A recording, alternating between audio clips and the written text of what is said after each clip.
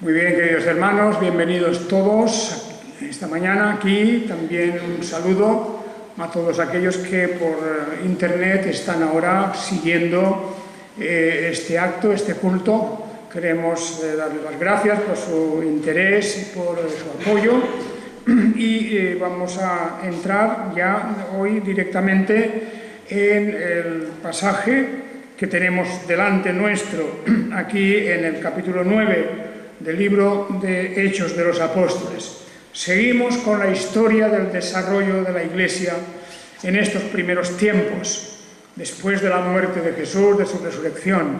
Hemos visto cosas que no es necesario hoy volver a recordar, pero habíamos dejado la historia en el momento en que el apóstol Pablo, en Damasco, ante la amenaza de un grupo de judíos que querían acabar con su vida, pues fue de alguna manera, sacado de Damasco.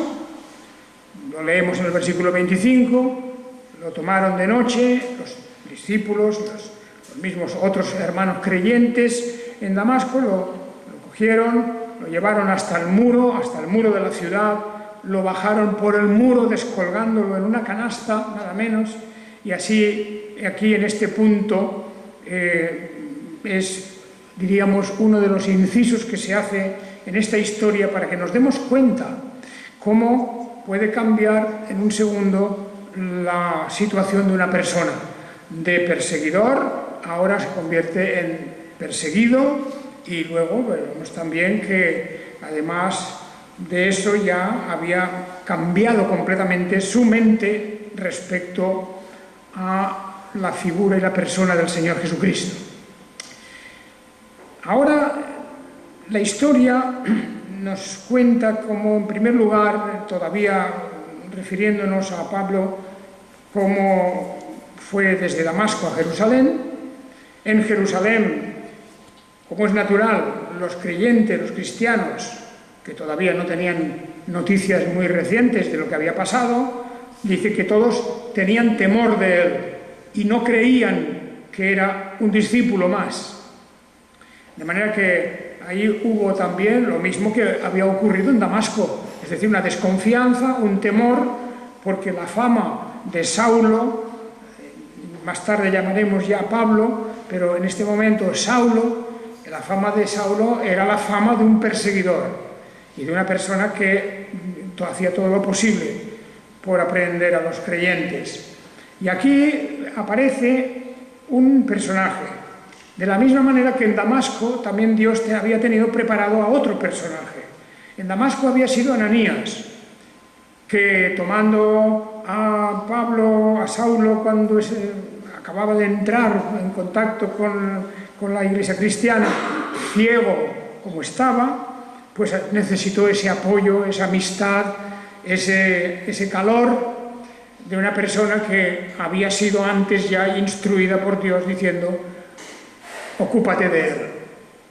Y la semana pasada yo decía algo importante, creo, con respecto a estos pasajes, y es que vemos cómo la iglesia cristiana pasa por encima de los prejuicios, del rencor, del miedo y de cualquier sentimiento contrario a la persona que les estaba persiguiendo, y lo reciben con los brazos abiertos. Porque Saulo ha cambiado, ya no es un perseguidor, ya no es un criminal, ya no es un hombre que aborrece la verdad en la persona de Jesucristo, sino al contrario, se ha hecho uno de ellos. Y por esto Ananías fue un elemento principal en esto. Ahora, cuando llega a Jerusalén, también se encuentra allí con otra persona. Dios ha preparado a otra persona para que haga como de puente e introduzca a Saulo dentro de la comunidad cristiana. Y este es Bernabé,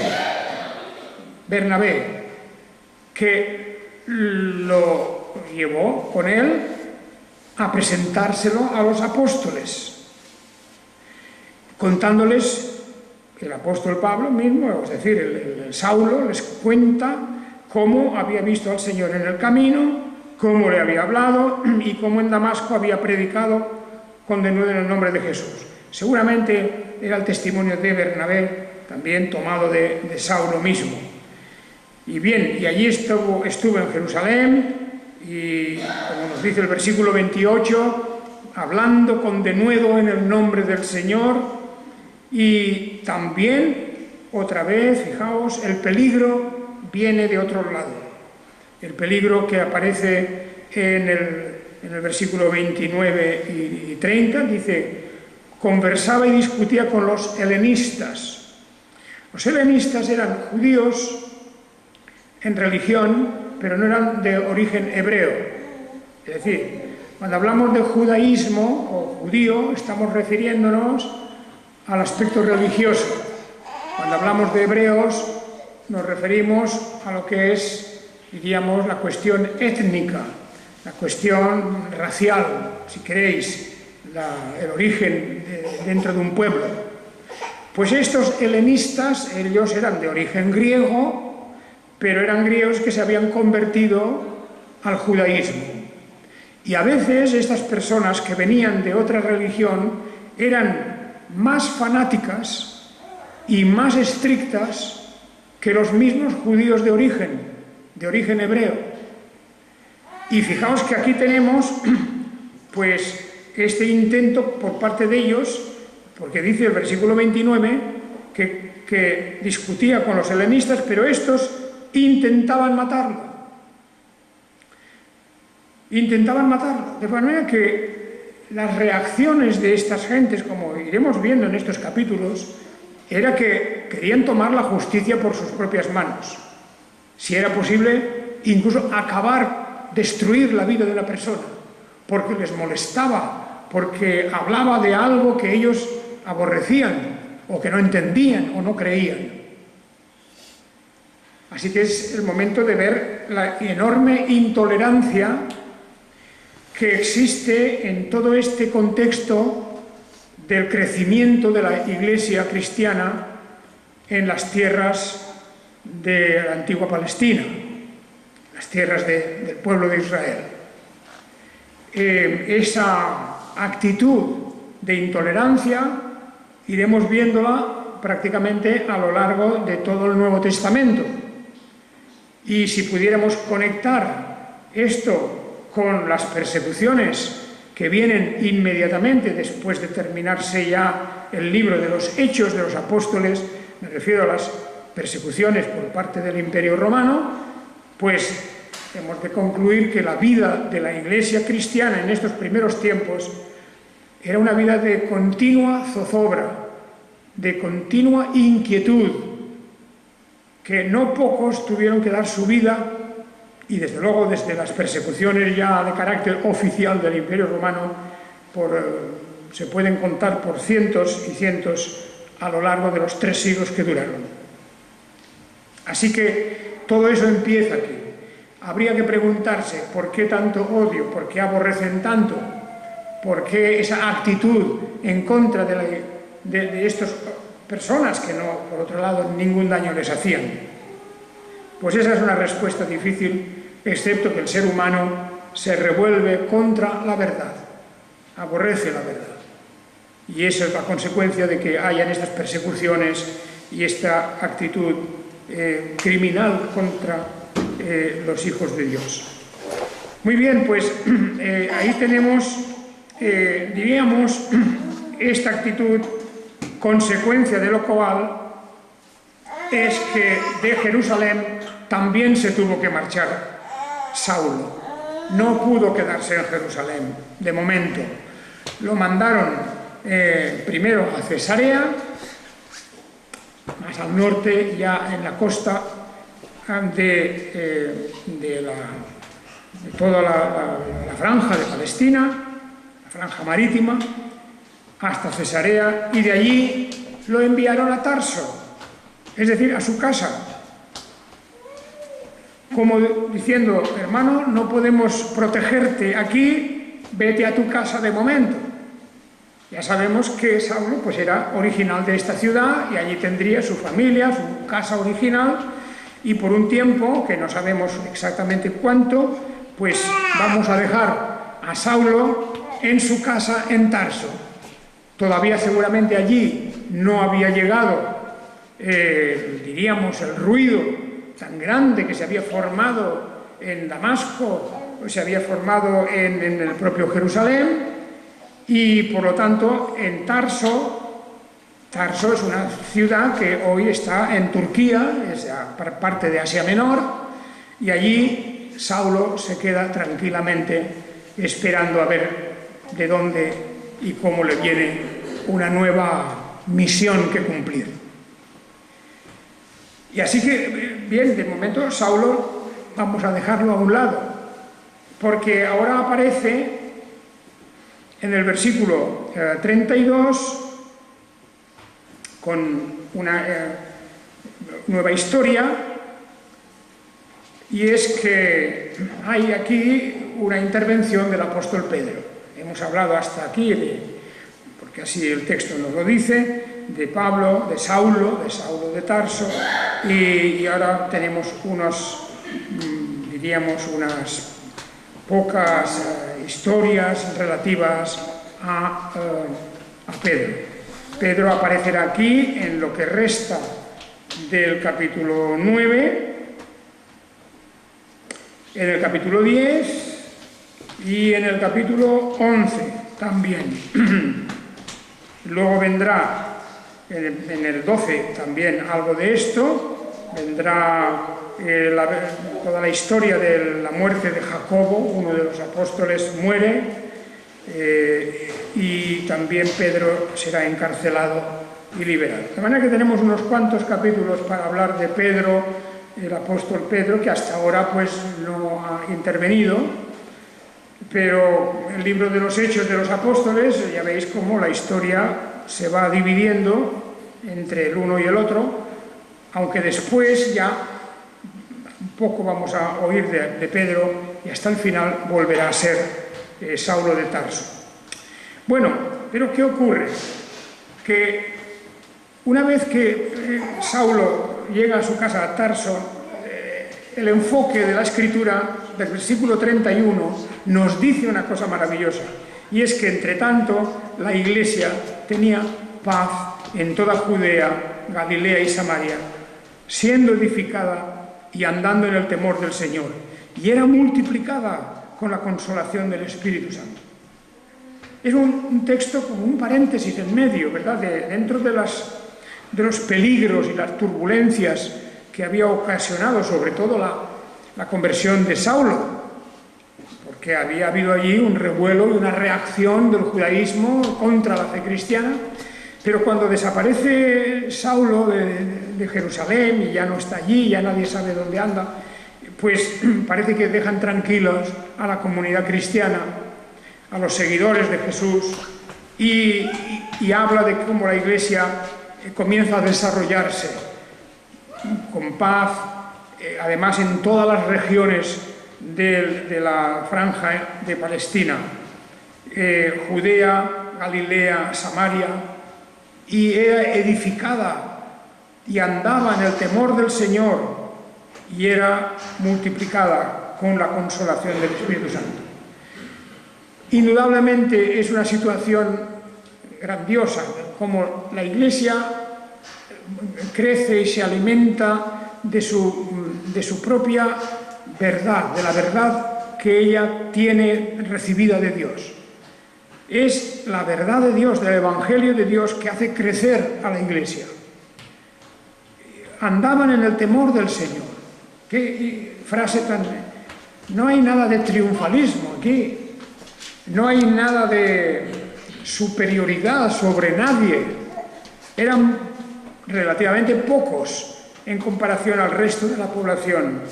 Pero ahí vemos una Iglesia que está fundamentada en la unidad, en el amor, en el respeto a Dios. Cuando dice el temor de Dios, significa el respeto a Dios. Temor en la Biblia significa, no significa miedo, sino el respeto a Dios. El respeto. Y eso es muy importante que lo tengamos muy presente, el temor al Señor, el temor respetuoso a Dios, a su palabra, a sus mandamientos, a todo aquello que conocemos de la Escritura, que no nos lo podemos tomar a la ligera, sino al contrario, con toda conciencia de que esta es la palabra de Dios. Pues esto es lo que esta iglesia cristiana original estaba viviendo en ese momento. Aunque es verdad que luego vendrán otros tiempos y ocurrirán cosas dentro de las iglesias, y eso ya lo veremos, sobre todo en las cartas apostólicas, las cartas que escribió el mismo Pablo. Bueno, pues ahí viene Pedro. Pedro parece como si estuviera recorriendo aquellas tierras, visitando a los hermanos, las nuevas congregaciones. Siempre, no lo olvidemos, congregaciones clandestinas, congregaciones escondidas, que se reunían en las casas de los creyentes porque no podían hacer otra cosa, indudablemente. No había otra manera de estar reunidos y de celebrar allí el culto a Dios, de escuchar a aquellos que pasaban por la ciudad, por ese pueblo o ciudad, algún apóstol. Varios de los apóstoles eran itinerantes, había algún evangelista, que ya hemos visto alguno también, que andaban de un lado a otro. Y así se sostenía la iglesia del Señor, con lo mínimo, no tenían sus locales, no tenían nada prácticamente, sino que había una gran solidaridad entre ellos, como veíamos ya al principio de la formación de la iglesia cristiana. Había solidaridad, había verdadero amor, había un ambiente de respeto y como dice aquí, que era edificada y andaba, es decir, vivían en el temor del Señor y era multiplicada. ¿Ves? Es importante ver que se multiplica. Claro, la iglesia también está llamada a crecer, pero no hemos de poner nuestra confianza en los medios artificiales de crecimiento. Eso sería erróneo, indudablemente. Hemos de buscar el crecimiento que Dios da, el crecimiento auténtico. Y eso tiene mucho que ver con nuestra conducta, con nuestra unidad, con nuestro amor, con nuestro respeto los unos de los otros, en fin, con todo lo que debemos demostrar de lo que es el Evangelio en la vida cotidiana, la vida de cada día. Allí estaban pues estos, y entonces Pedro, que estaba pasando, dice, fijaos el versículo 32, dice, pasando Pedro por todos los lugares, por lo tanto quiere decir que estaba recorriendo estos grupos de cristianos en Judea, en Samaria, en Galilea, pasando por estos, llegó a un cierto lugar en el que se llamaba Lida. En Lida, allí, en este pueblecito, entra y ahí los creyentes le llaman y le explican que había un hombre llamado Eneas, paralizado y acostado desde hacía 8 años. Nada menos, ¿verdad? Pues allí el hombre en todo ese tiempo no se podía mover. Y entonces Pedro fue a él, lo llevaron a él, y tenemos un episodio, como dice el versículo 34, muy sencillo. Entró Pedro y le dice a este hombre que se llama Eneas: Jesucristo te sana, levántate y haz tu cama. Y al instante, dice, se levantó. Y esto, los que vivían en Lida y en otro pueblo que se llamaba Sarón, pues se convirtieron al Señor, porque aquella señal portentosa fue lo que cambió su actitud. Cuando dice se convirtieron al Señor, quiere decir que en vez de tener una actitud negativa, de tener una especie, diríamos, de de aversión incluso a las cosas cristianas, eso cambió. La conversión es un proceso que viene a través de la palabra de Dios, no solo a través de un milagro. Aquí lo que cambió fue la actitud. Convertirse no significa necesariamente ser regenerado, o eso que llamamos ese nuevo nacimiento, porque eso depende de la fe y del arrepentimiento. Pero aquí lo que cambia es que quedaron tan impresionados por el poder que Dios daba a un hombre como Pedro, quedaron tan impresionados que su actitud cambia.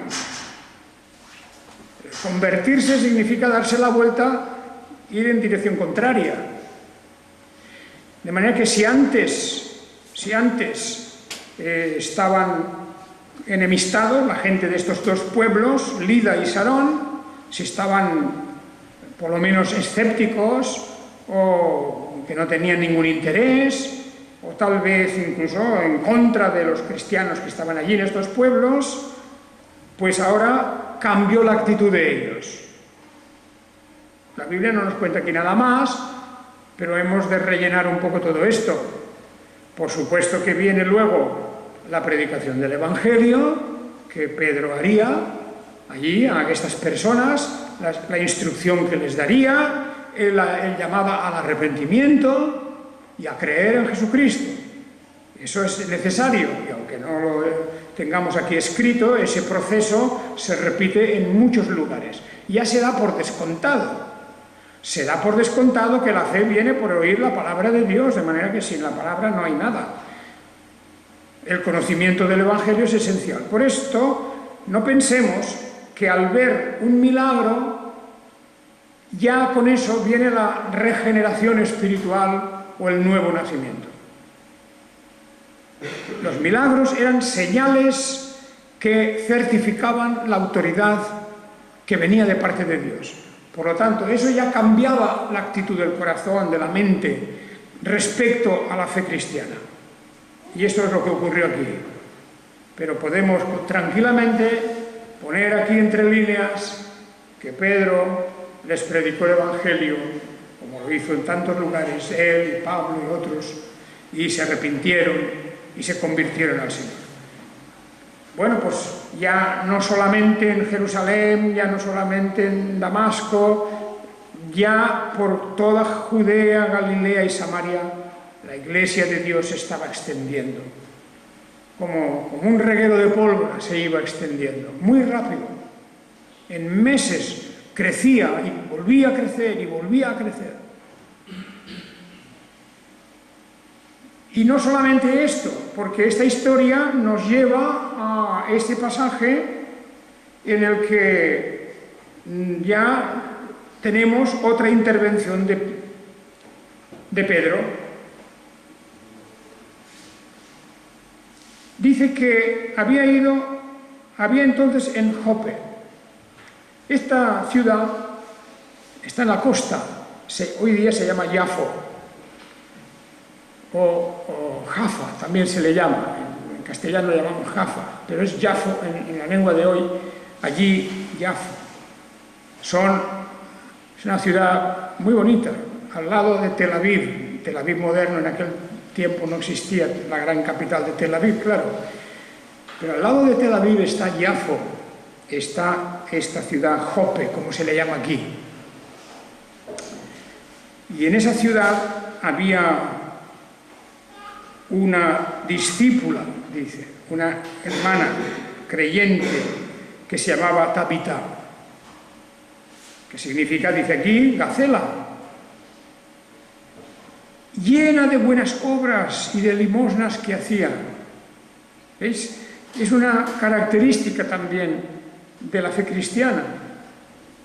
El cristiano no se contenta solo con tener las ideas y las doctrinas y, bueno, unas opiniones ya firmes, porque también la fe se tiene que mostrar en obras. No hay contradicción entre uno y lo otro. la fe que obra, la fe que actúa. Porque la fe no es simplemente una cuestión intelectual que la tenemos ahí quieta, parada, sino que es un poder, una fuerza que nos lleva a hacer cosas en favor de otros. Y ella estaba llena de buenas obras y de limosnas también que hacía. El mundo antiguo estaba lleno de gente pobre en las calles y gente que no tenía nada. No había absolutamente nada para ellos y dependían de la caridad, de las limosnas. Bueno, todo esto lo vemos en los evangelios, vemos en todas las cartas, se nos exhorta a ser liberales y generosos con estas cosas. Pues bien, esta señora, esta mujer, esta hermana, Gacela, enfermó en aquellos días, tanto que murió. Murió, dice el versículo 37, aconteció que en aquellos días se enfermó hasta que murió, y después de lavarla, la pusieron en un aposento alto. De manera que, de momento, según la costumbre, pues empezaron a hacer preparativos para enterrarla. Y la subieron allí a una especie de buhardilla en la casa donde estaban. Y entonces Lida, esta ciudad donde ella vivía,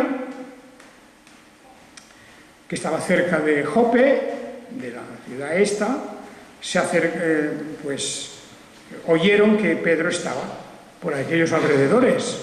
Los hermanos de Lida dijeron: nos hemos enterado que Pedro está en Jope, en Jaffa.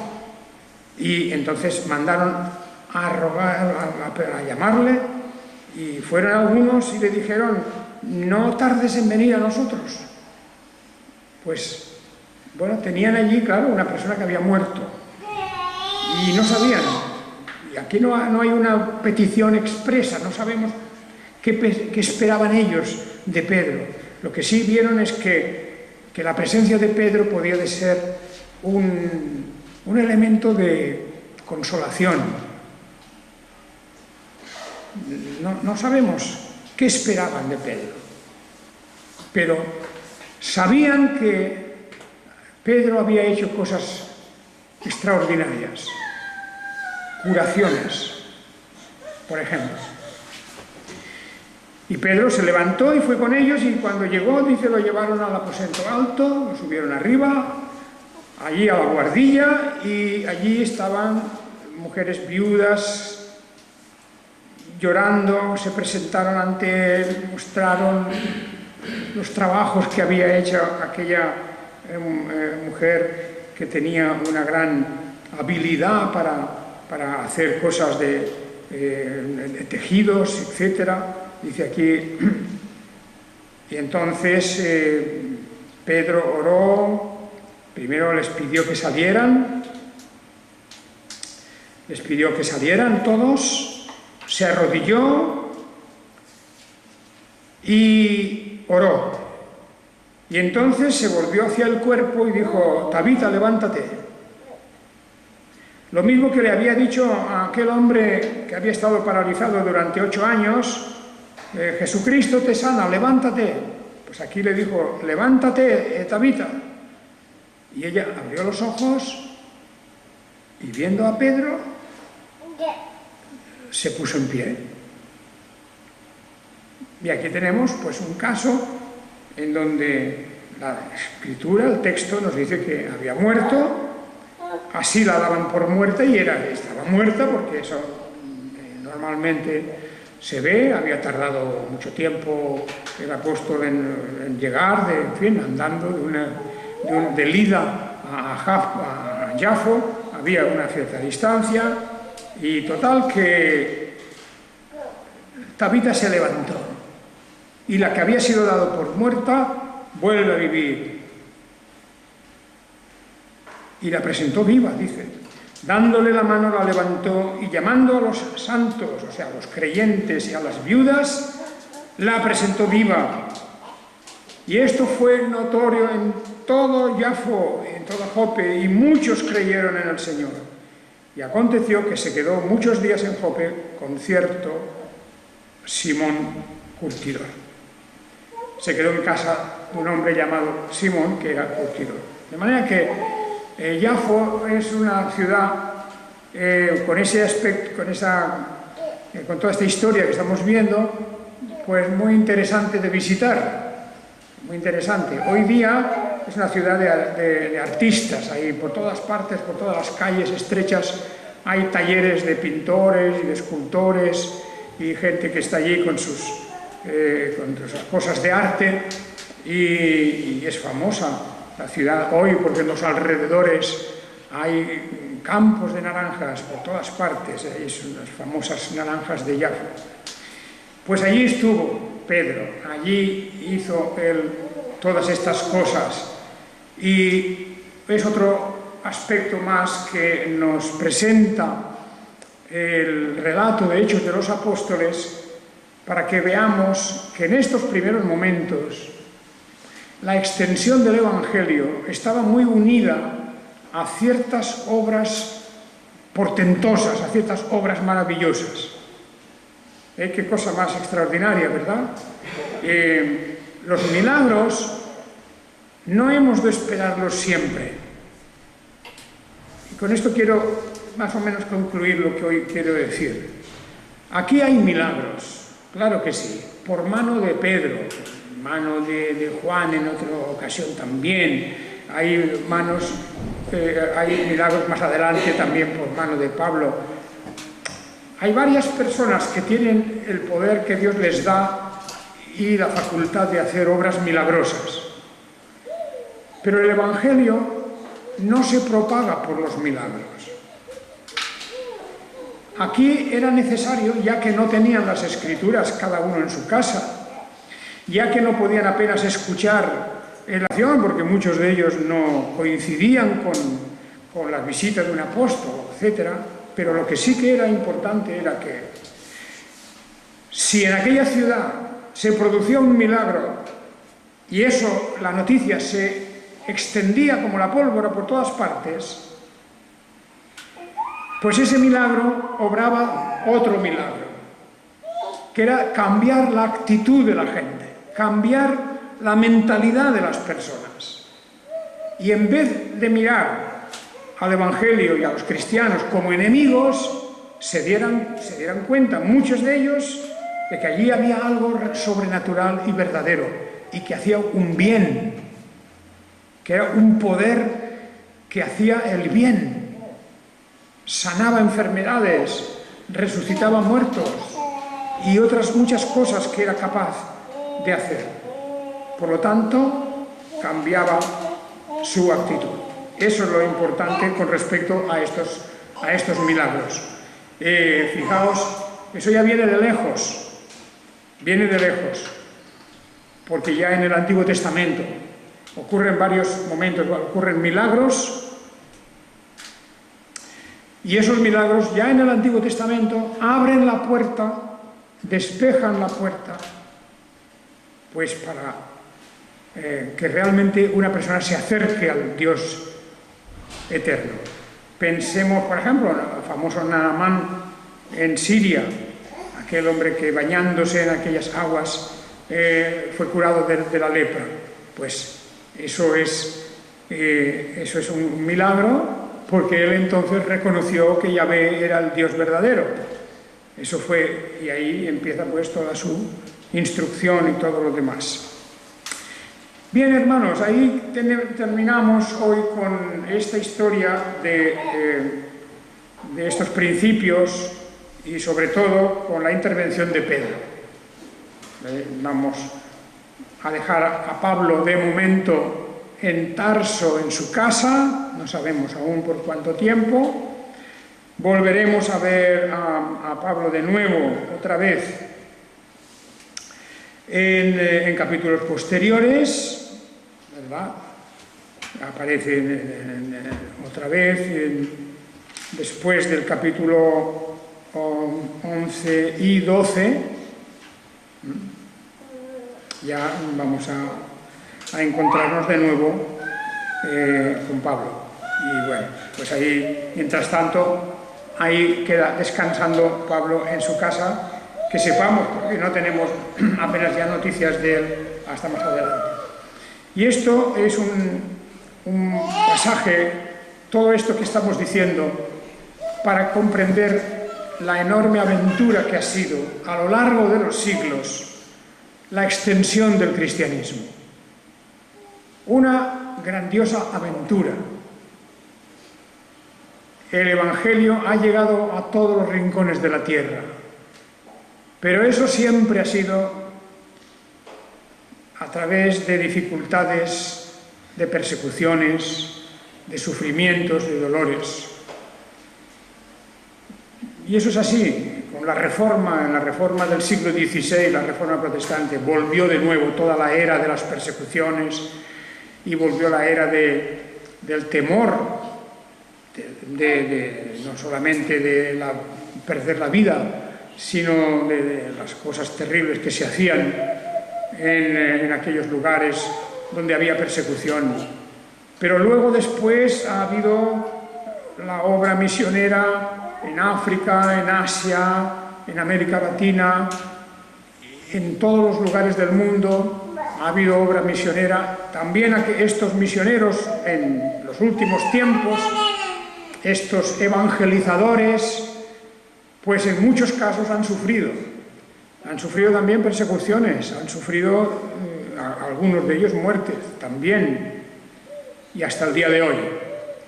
La propagación del Evangelio es difícil y requiere el esfuerzo y la entrega muchas veces de todo lo que somos y tenemos. Y tenemos que dar gracias a Dios de que la herencia que hemos recibido de aquellos ha llegado hasta nosotros. Que el Señor os bendiga. Amén.